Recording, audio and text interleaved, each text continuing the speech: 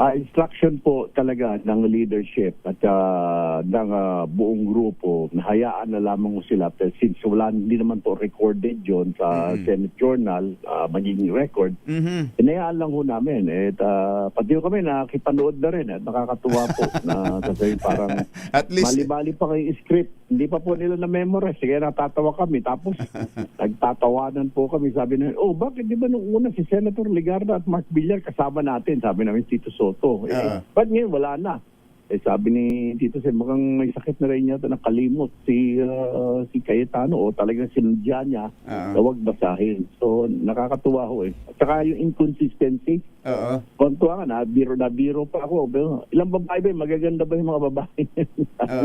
Sabi ko, ewan ko. Sabi ko sa imahinasyon siguro.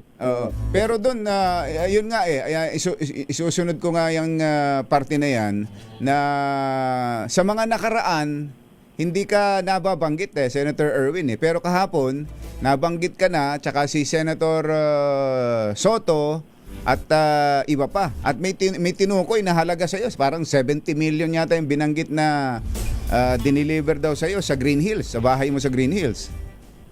Actually, parin Jerry, nung una pa lamang yung may lista na binigay po na sa media, kasama po tayo po yung pinakahuli, okay? Na taga sa press ko, nabanggit din po tayo sa may nag-press con po yan sila dati. Kung maalala ninyo dito po sa Green Hills, nag-press con po sila, binanggit din po yung pangalan ko. Pati yan, sila Senator Soto.